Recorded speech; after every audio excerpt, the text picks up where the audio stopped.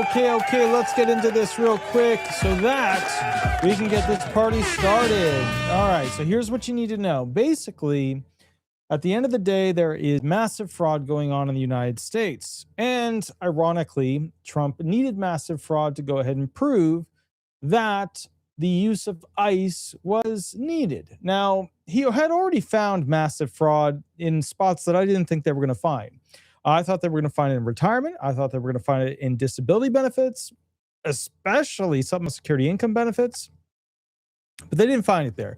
They found it they found some there, but they found it mostly in Medicare. Billions of dollars in Medicare fraud. In fact, some of these companies were so afraid that they self-reported about the fraud they were committing, which is very similar to, of course, what happened with the Villages and the Villages Health, specifically in Florida. If you're not sure what it is, it's basically an old person community. It's like the ultra Megatron version of an HOA, right? And a lot of older people like to choose that option because, everything's taken care of, yada, yada, yada. They get to be on the board, make decisions. As you know, I'm very anti-HOA, but again, for some people, it's a very good thing. And I think the Villages, but for having massive healthcare fraud as a result of their actions that required self-reporting to the federal government, aside from that, it is an amazing place. It is an amazing place. So with that said, let's talk real quick. Okay, so the question is this. Why am I, Attorney Walter Hnot, a little pissed at Trump and a little pissed at Elon? Well, okay, so look. There's this 23-year-old YouTuber called Shirley, and basically, Nick Shirley, and basically he goes out, knocks on some doors, has somebody else there feeding him some data about things that don't really make sense or add up. And we find out that basically when it comes to the welfare programs, and to be fair, Republicans kind of suck at knowing things about welfare programs. That's not their bread and butter. They don't know anything in detail about that stuff. It is what it is. So granted, that's not where they're going to be doing incredibly well, right? That's not going to be their knowledge base. So when it comes down to welfare programs, we're talking about food stamps, TANF, temporary assistance for needy families, child care and developmental fund, which is CCDF, or basically the SSBG, social services block grants. What that means is that Democrats tend to be employed to handle the distribution, to be politically organized for these particular programs. And that's just how it always was. We accept that. And we accepted that. That's how it was. Democrats are worried about the poor, we thought. Now we know total complete opposite. Like a lot of the stuff that was happening during Biden era, how they were kicking out, disabled veterans from their housing to give it to immigrants. And, we didn't know, and now we do, that there was this massive immigrant fraud through these welfare programs. We didn't know that there was billion-dollar level fraud. But now it makes more sense. But then why am I pissed off a little bit with Trump and a little bit with Elon? Well, I'm pissed off because at the end of the day, okay, to be fair, if we had an agency called DOGE, right? And if we said, hey, we want you to go and investigate all the potential fraud that's out there, right? Involved with the federal government, involved with the state governments, because remember, these funds come from taxes that go to the feds distribute to the states distribute to the programs distribute to the people. How the hell did Elon miss this? You know what I mean? Just if I ask a question, I know some of you are going to be like, well, he can't see everything. Blah, blah, blah, blah, blah, blah. How the hell did he miss this? Right? Trump is now withholding, and I have the report here, $10.26 billion. Okay. Temporary assistance from needy families. 5 states will not pay them on February 6th. California, Colorado, Illinois, Minnesota, New York. Temporary assistance for needy families, $7.19 billion, is not going to be distributed by the federal government. The child care subsidies, $2.20 billion. The SSBG flexible social services grants, $870 million, totaling $10.26 billion. Okay. So, and remember, the reports round a little of this stuff too. 7.19 was rounded to 7.35, 2.20 to 2.4 billion based upon additional expenses. Okay. So, to be fair, how did they miss this? How do they miss billions of dollars worth of welfare fraud? Because you can give Republicans leeway, but at the same time, like, the buck stops with the guy in charge or the lady in charge, right? You know what I mean? The boss, you gotta look at, hey, they should have caught this. So I started to ask this question because I was pissed off.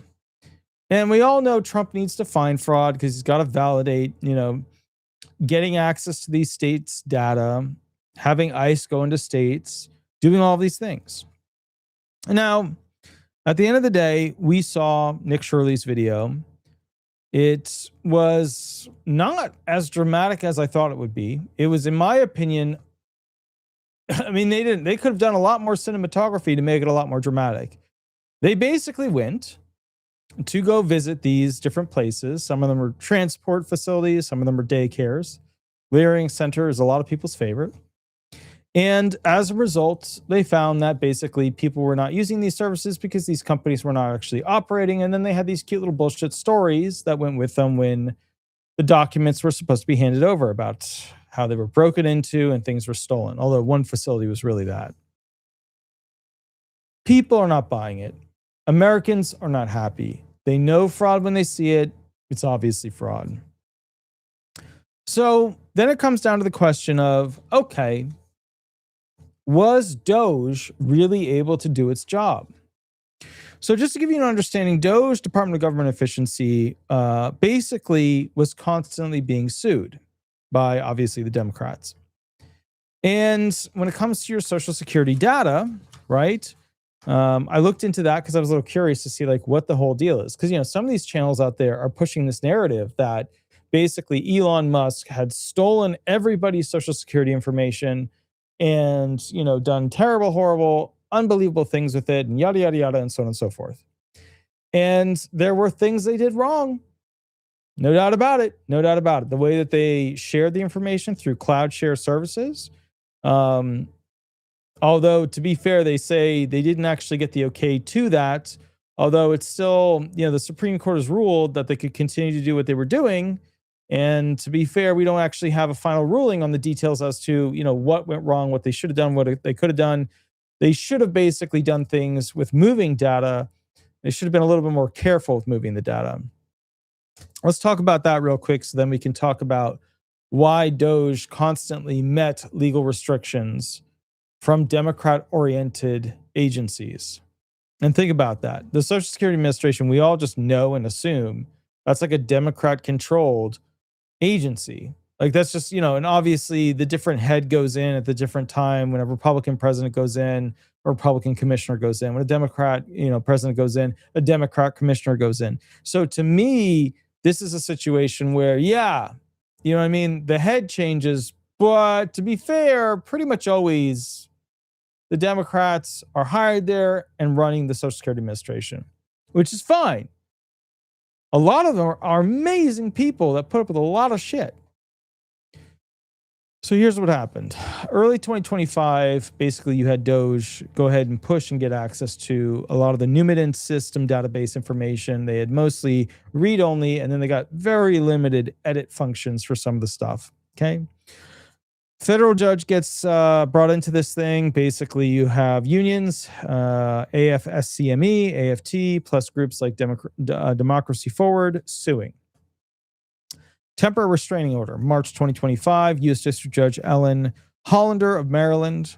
Then we get to June 2020. So, okay, I'll give you more. April 2025, preliminary injunction, extended restrictions, citing irreparable harm and no proven need for unfettered access, which I still have a hard time understanding, because if you have an agency that's created to investigate another agency for potential fraud, what are you going to do? Give them tiny little bits of data and say, figure your shit out? I mean, how does that work? That's like handing a guy a hammer without nails, giving them screws without a screwdriver. It just doesn't, that's not how it works. When you got to audit something, you have to audit it. But again, we all know what's going on here, so we will continue. June 2025, the Supreme Court, in a 6-3 unsigned emergency order, they temporarily lifted lower courts' blocks, allowing DOGE unfettered access during the litigation. Objections, obviously, the liberal justices were not happy. Now, late 2025, 2026, we have claims of mishandling, admissions of mishandling, and unauthorized actions. By January of 2026, Trump administration, Justice Department filed court corrections admitting DOGE staff had access and shared sensitive data without full agency knowledge or approval. Although to be fair, it becomes a question as to what powers did DOGE actually have? Who do they share it with? When they shared it between themselves, is that not what an auditing agency is supposed to do? I don't know. You let me know. You let me know what you think. Do you think an auditing agency that's supposed to audit government agencies, do you think that they should get access to all the data? To me, you don't have an auditing agency unless you get access to all the data. That's the point of it. Anyways, data was transferred to, now here's the spicy part, unauthorized third-party servers, Cloudflare, outside of the SSA protocols, with SSA unable to confirm what was shared or if it still exists there. One DOGE employee, here's the really spicy stuff, signed an agreement, it was unknown by people what was done, with a political advocacy group to analyze voter rolls for evidence of voter fraud and potentially overturn election results in states, possibly using SSA data for matching information, which is a Hatch Act violation. There were whistleblowers, alleged uploads to vulnerable cloud environments and security lapses. So what this comes down to is there were mistakes made, no doubt, by the people who were interacting with DOGE. But, you know, they put it on a cloud server. They should have done it more professionally with moving the information. However, I still stand by, if you're going to audit an agency, the agency that's auditing the agency, just to be fair, needs to have all the data. That's how it works. CF Rob W with the $4.99 donation. Let me put a big heart there. Let's see. People rent out property they supposedly own / manage and use choice housing vouchers. Who's to say they aren't fake tenants renting fake apartments? I think you are going to be very surprised with some things coming out about that in the not too distant future. So, Rob, yes, you are correct. And yes, Rob, it's going to be very spicy. Right now, they're going through the phase of the transportation companies. And I can't talk about what I've heard so far beyond that phase, but there is another phase that's going to be going into how people get these buildings rented to them and the names that exist and okayed by basically these state level groups that essentially allow the companies to exist at these places that they're not actually at. So yes, you are onto something, and that is, I can't really go into it, but the bottom line is this: current status, access currently has been revoked or limited in places with DOGE, although DOGE is pretty much, wound down. Everybody's claiming that DOGE did not find massive fraud. They found some things, but that was the thing. They didn't find it. They didn't find the big thing. Medicare had the big thing. Retirement, disability benefits, that didn't have the big thing. Although with the retirement benefits, they found a lot of people who were very old, making a lot of money, that weren't really part of the mix of making that money. So there was a little bit of earnings put on different people. So just to be clear, some of that's probably going to come back. All right. So then we get to basically this YouTuber. You get this kid, Nick Shirley, 23-year-old. Okay. So he posts a 40-minute video showing him visiting multiple, federally funded through the state, through basically, CCDF, basically child care facilities, temporary assistance for needy families, extra money to young adults that are, parents. He goes around, interviews these different locations. The Somalian community goes into, dark 30 mode to figure out, who these guys are and why they're blowing up their massive fraud ring. And everything, takes a shift. So the video goes hyper viral, tens of millions of views. I think it went over 100 million views. I'm not sure. I have to go see. But bottom line was praised by Elon, praised by Vance, praised by Trump, praised by HHS, all these things. Okay? Because let's just call it like it is. These Republicans effed up. They couldn't find it. So I asked myself, well, how the hell did DOGE screw this up? Because at the end of the day, like in my family, if you are the one overseeing it, then you are the one held responsible for it. And that's for small things. You're supposed to bring something to where you were going, small thing, right? You're supposed to handle something in its management, operation, and ultimate completion, right? A big thing. So how the hell did Elon not catch this? How the hell did all of the resource that Trump had not catch this? Well, let me tell you, okay? Because it's going to shock you a little bit. Real quick, CF Rob, again with a $4.99 donation. There are people like me who need a choice housing voucher, and there are none available. Yeah. So here's why I'm so pissed about the stuff that's happening, and here's why you're right, okay? The disabled, the retired, the widows, the spouses, the survivors, those individuals who are Americans who are truly in need as a fragile class, right? Supplemental security income recipients, SSDI recipients, etc. They can't get the housing, they can't get the food, they can't get the resources, clothing, toilet paper, nail clippers, to have a basic standard of living. This is not acceptable. This is occurring because there's not enough money to pay for things, because we now know there's not enough money because there is massive fraud going on in some of these states. Now, with that said, okay, at the end of the day, you are right. People are being punished for one political party's agenda to hyper vote farm by using immigrants that were fast-tracked for full naturalization. It's tricky. It's a very sad situation. And, when I look at this and I think to myself, okay, what are we going to do about it?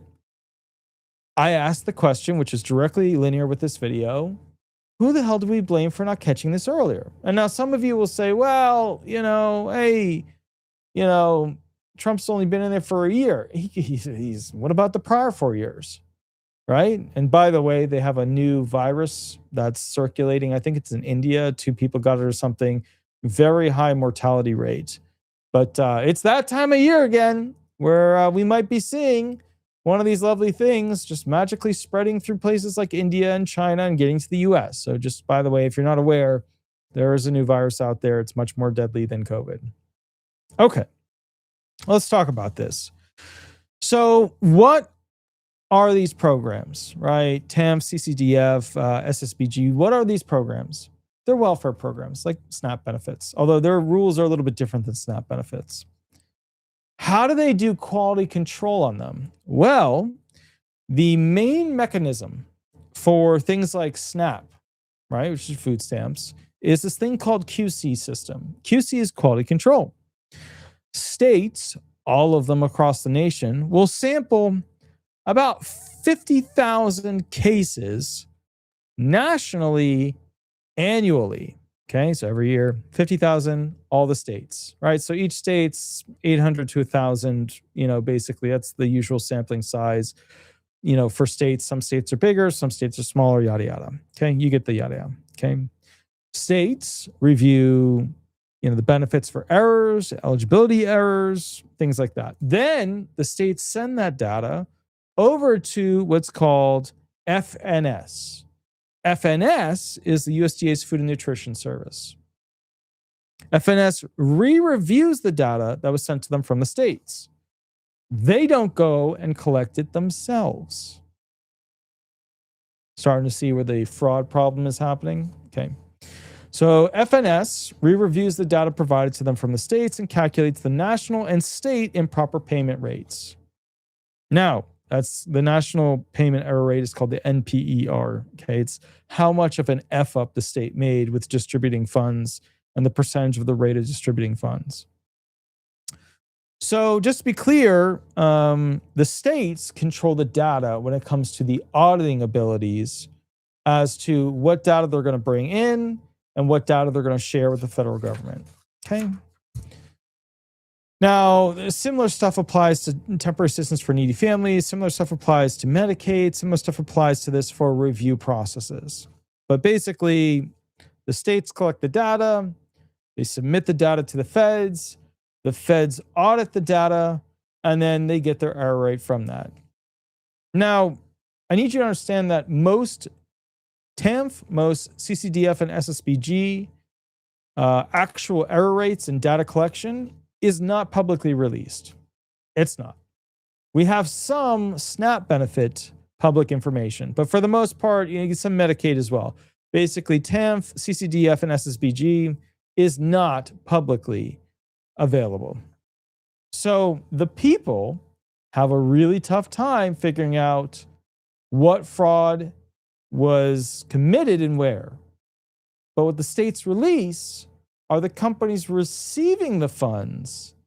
And that's basically how Shirley, Nick, by and through this other gentleman, were able to go out and investigate, find the places, interview them, and figure out what the hell is going on. Now, fraud currently, and this number is a lie, it's a disingenuous statement, but the states control it. Fraud is estimated to be rare, less than 1%. However, actual levels are expected to be significantly higher than that. Fiscal year 2023, SNAP improper payments were estimated at 11.7%, averaging around $10.5 billion, mostly overpayments from eligibility verification failures, but this rose from pre-pandemic lows and limited with how they looked for things.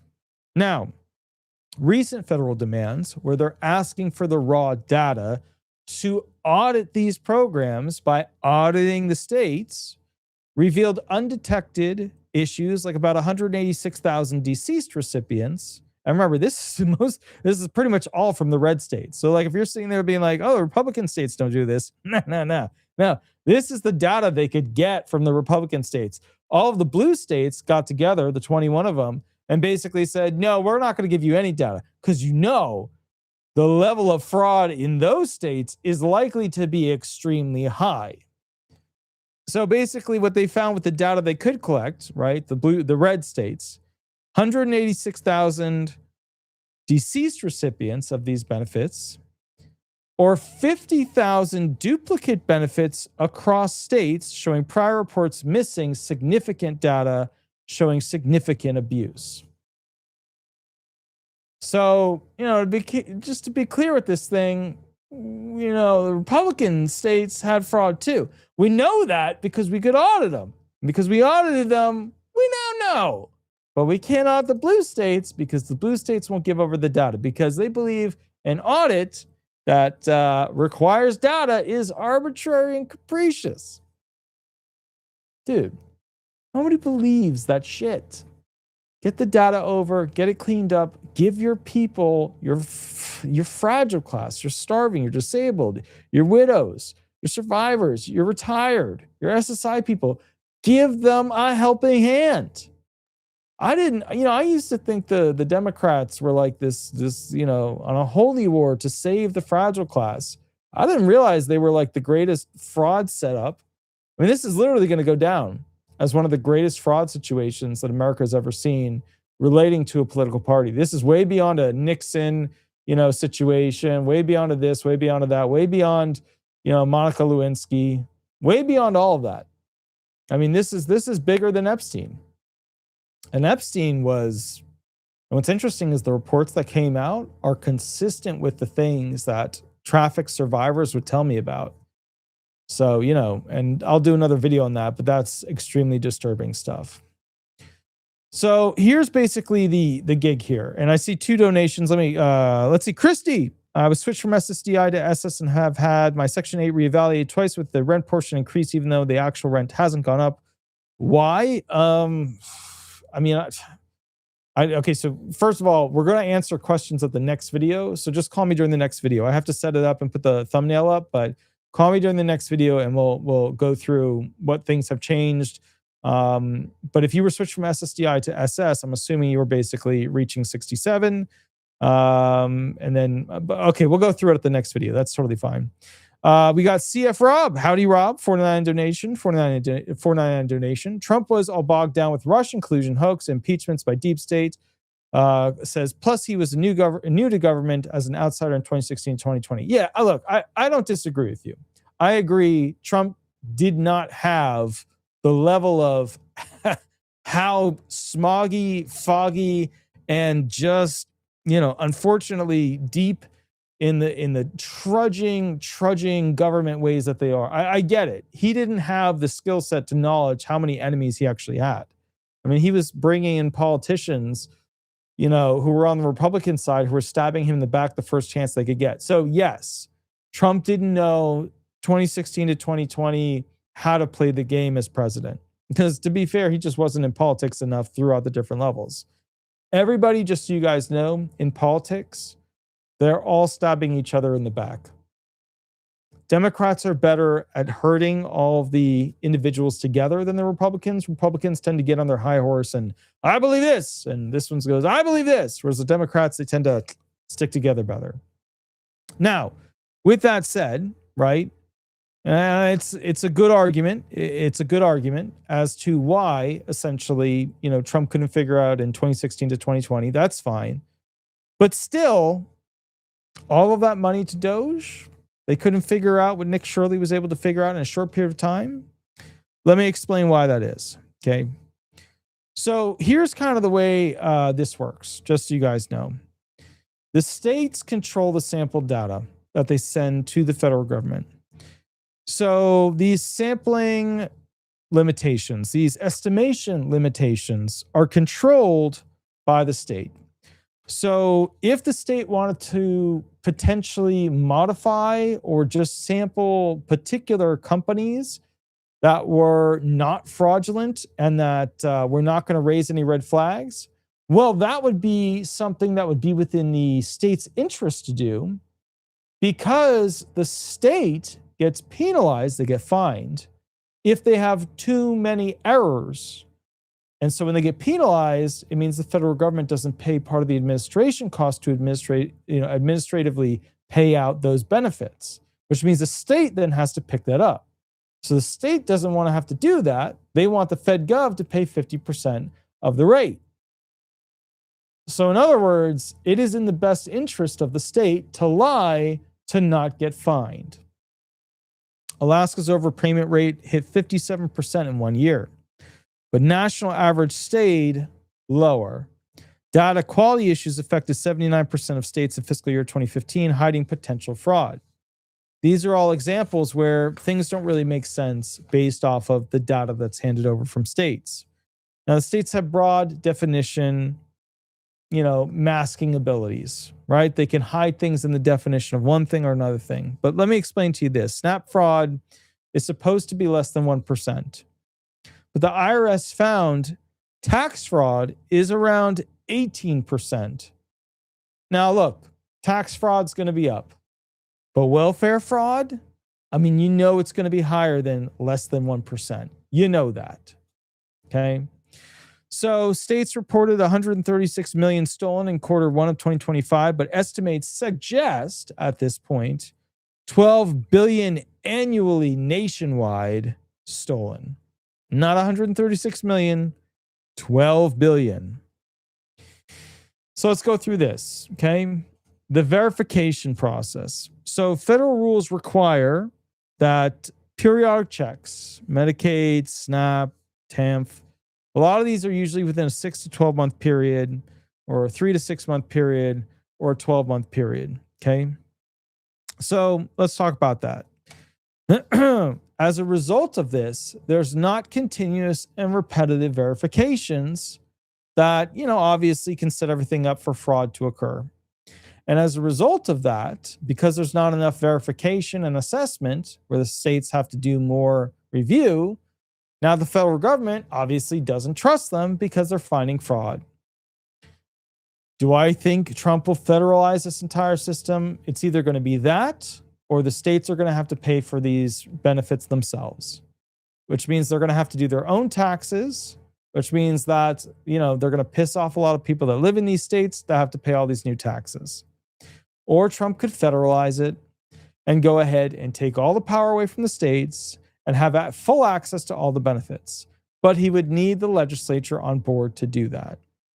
Okay, So as you know, millionaires receive benefits in Minnesota via asset loopholes. Private contractors sometimes flag the issues, but baseline data mostly reports on self-reported info and issues, which is why this case against Tim Walz is going to be very interesting when they get people giving testimony as to how they warn their superiors in the government. Okay. Real quick, I want to do a shout out. Macaulay Corbin, 1999 donation. That's absolutely amazing. Let me put a big heart there. He said, SSA won't let me terminate my benefits. They still have me as incarcerated from 6 years ago. Do they owe me back pay? And is there any way they will let me terminate my benefits? I'm in MA, one of the most corrupt places. So again, a really good question, but for the next video, because like I'm going to answer questions for free in the next video. So just call me during the next video. I'm going to do about 10 to 15 minute break after this video and then do that video. But yeah, look, you know, if you're saying they still have you as incarcerated from 6 years ago, if they made a mistake and it's an improper calculation, that's a 632 SSA form to go ahead and show them underpayment, overpayment, how this, you know, actual error occurred. And then you can go ahead and outline how you're going to fix it. Okay. And how they should fix it as a result. So yeah, there's an option there. SSA 632 form. That's going to be one of them that you're going to use.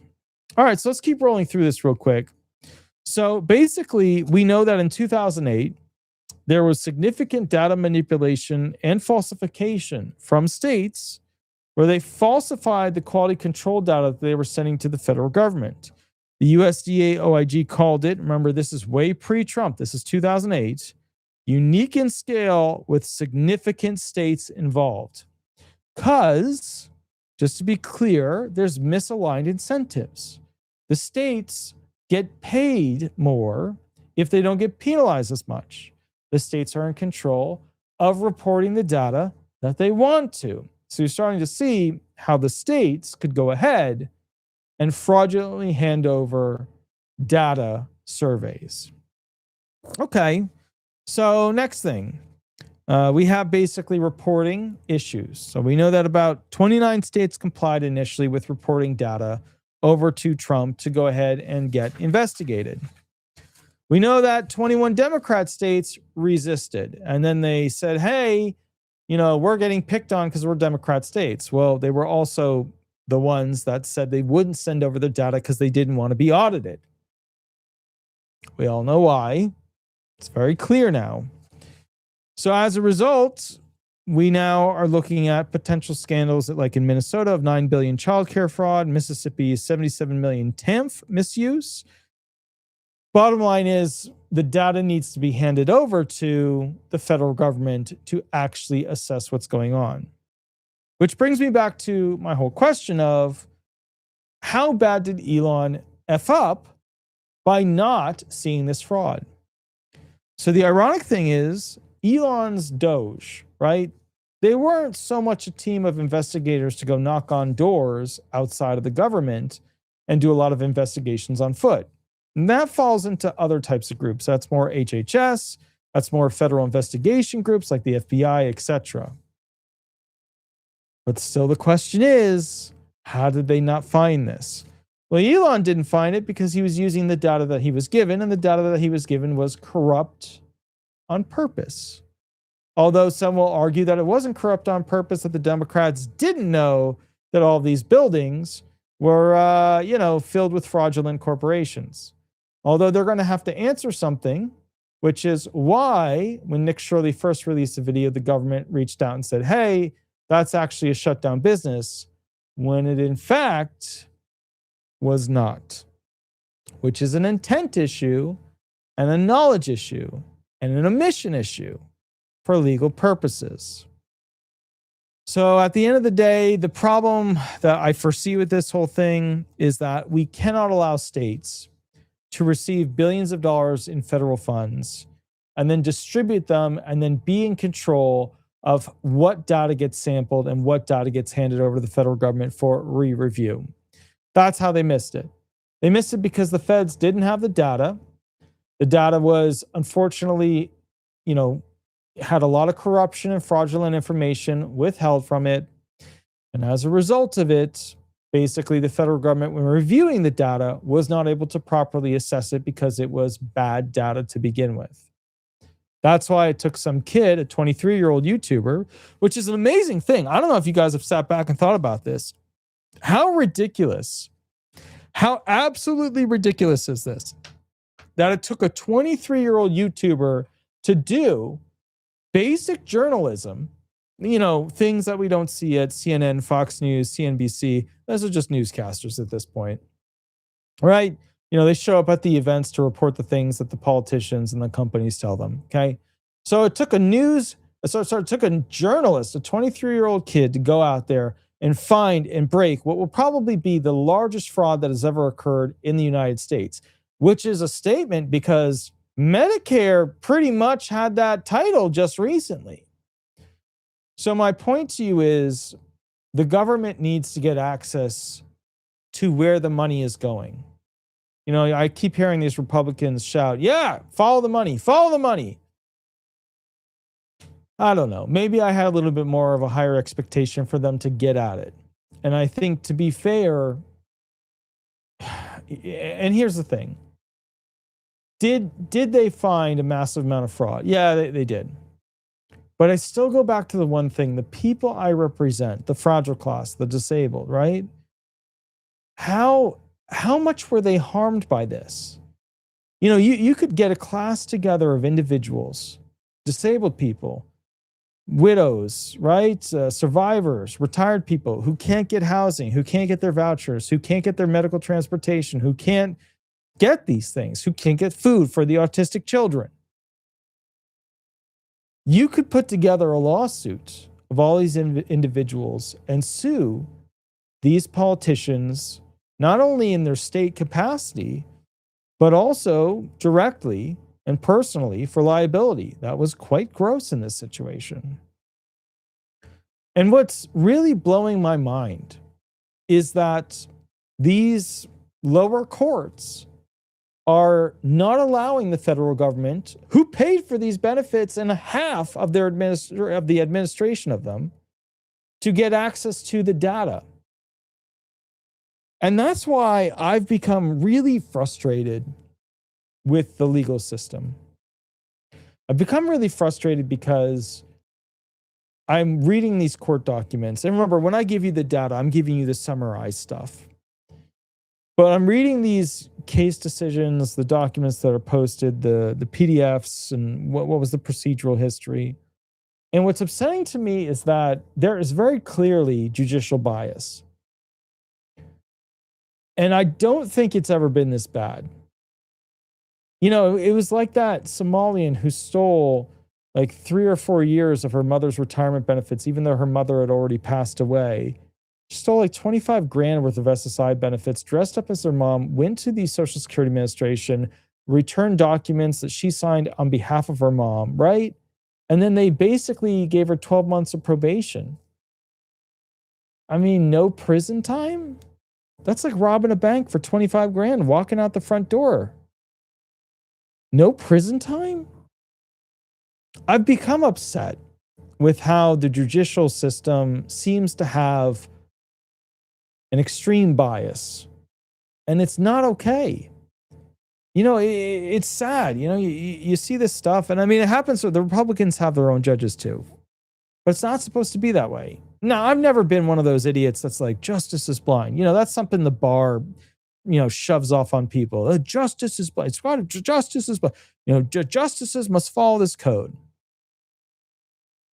I'm not an idiot when it comes to specifically the leanings of the left and the leanings of the right, and the game that's played with picking, your jurisdiction and hoping for a particular judge. I'm not blind to that. But it does seem to me at this point, okay, it does seem to me at this point that DOGE should have been given more data across the spectrum to figure out what was going on with these different benefits. Now, did they handle it improperly with some cloud storage server stuff? Yeah. Is there a secret contract that one of their employees signed? Looks like it. Was not perfectly handled. Not going to defend that stuff because I know right up there, that's a problem. But I think at the end of the day, I think what's really bugging me about this is that the Democrats should not be fighting this hard to keep the disabled and the retired from getting the benefits that they deserve.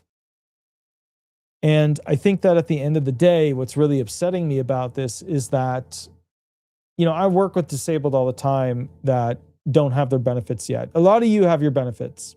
A lot of you already have your benefits. A lot of you have your retirement, your VA compensation, your TDIU and your PNT and your SSDI and your SSI and your private insurance and your LTD for life, whatever. A lot of you have your benefits, not to mention like additional pensions and stuff. A lot of you have your benefits. I mostly deal with the people who don't. And I want it to be very clear that you understand from my perspective that if you're going to F over a group in America and use immigrants that are not fully naturalized or that were put on a special program to achieve naturalization, you probably should not allow those immigrants to screw over those Americans that can't fight their own battles. Because there's really nothing other than mass murder that is worse than basically torturing the fragile class of America. I mean, think about that. Think about this abuse. We had, as a potential vice president, a man who oversaw billions of dollars worth of fraud through welfare programs that the federal government couldn't get data from, that was specifically supplied by the states in small batches, that was manipulated in its distribution under the federal government.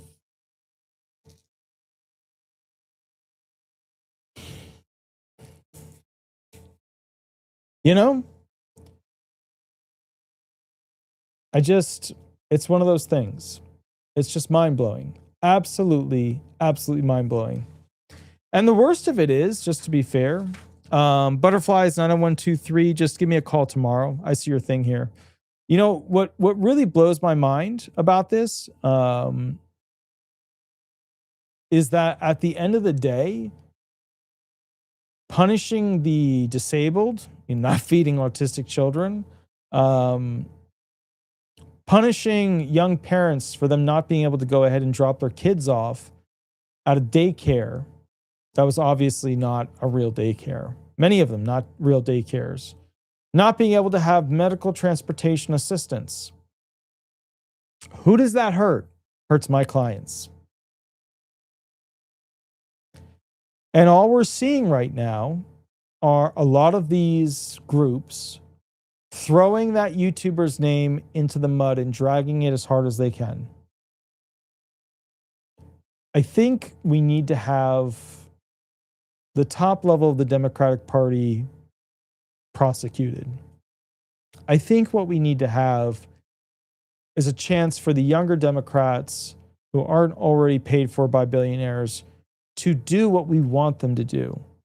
We want them to create a party that has a chance at making the Republicans have to work harder to keep the people who like them. If you had a Clinton-style Democratic Party right now, you would have the Republicans fighting a real thing that could potentially defeat them. You would have capitalism in politics, which is essentially two parties, two companies competing to make a better product cheaper, faster, and then the people could vote on who they think would make the better product and give the better service faster, cheaper, etc. We would, I'm just laughing at a quote I just saw in the comments. We are really close to cleaning up this tragedy. But I just want to remind you, the people who caused this tragedy to exist, those are state-level government officials at the highest level who participated in creating fraudulent data swaps with the federal government. So the question I have is whether or not the state governments were working in cahoots with the data administrators that are in the federal government. It's a good question. It's a question we should all be asking ourselves. Or did the state governments purposely create fraudulent data that was then distributed to the federal government with the hope and knowledge that these funds would go undetected in their distribution to the wrong companies and people. But just think about that for a moment. Some young parent's kid couldn't go to a daycare, so that young parent couldn't go get a job. Some autistic child couldn't get food, so they had to rely on other resources to get food if they got food at all. You see, it's a problem because the people I represent get effed for a political identity to abuse funds and basically rip off the system meant for the poor. Which is why when I look at this whole thing, I say to myself, the Democrats were supposed to be the party for the poor. And yet here they are committing crimes against them. It's like a mind warp. It's just not good. And you'll see these 5 states that said they will not de facto give Trump the data needed to go ahead and see whether or not they have been fraudulently distributing funds, which we now know they are, right? Some of them, at least, we have specific data, specific FBI case data, specific prosecution. California, Colorado, Illinois, Minnesota, and New York. You're going to see some big things happen.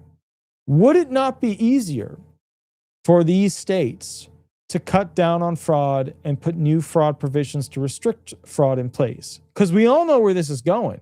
We all know, to be very clear and very fair, that the direction this is going is that the feds will have to fully audit the states when it comes to all of these funds being distributed. And that's exactly what Trump is asking for. It is data-heavy requirements. Who's getting the money? How much money are they getting? Where's their business? Is that not the fix for this? To me, that's the fix. They got to audit these states. I mean, maybe you think differently. Maybe you think the Fed should only get small sample data derived and found by the states and then distributed by the states. And then that's, whatever the states create is whatever the feds have to eat. I don't know. I disagree. I just disagree. And I know that there are people who watch this channel that hate that I'm talking negatively against Democrats, but I do that against Republicans too. But, when you create what appears to be growing as the largest fraud that's ever existed in the nation known as America, these United States, and you as a party are the ones unwilling to hand over data that would prove that essentially a massive crime ring had occurred, that there was a gang of governors that basically played a game with billions, funded by the middle class, including Democrats and Republicans, some of which become disabled and need the money. I don't know. I'm just at this point where, I've lost faith in the system that was supposed to go ahead and save the people I work for. That's it. That's my point. Thank God. Thank God, literally, retirement benefits and SSDI benefits and SSI benefits are not administered by the state. Thank God. So anyways, I will catch you all in about 10 to 15 minutes. I will be answering questions by phone. You guys know how it works. I grab this thing, I bring it down, I put the phone in here. I'll be answering questions live for free at the next video. Attorney Walter Hnot, please remember to like and subscribe. Also, I don't do Medicare questions. If you have Medicare questions, give them a call here, 339-226-6287. Again, 339-226-6287. I'll catch you all a little bit later, about 10 to 15 minutes, and I will go live, and I will answer questions for free, and we will have a great time and figure out some of the corrections and, basically the cures, hopefully, to some of the issues that you guys have with Social Security disability benefits. America's most viewed, subscribe to and clicked on Disability Attorney, America's disability attorney that does these videos, Walter Hnot. I will catch you all a little bit later and we'll rock and roll from there. Thank you so much. Thank you so much. Bye-bye.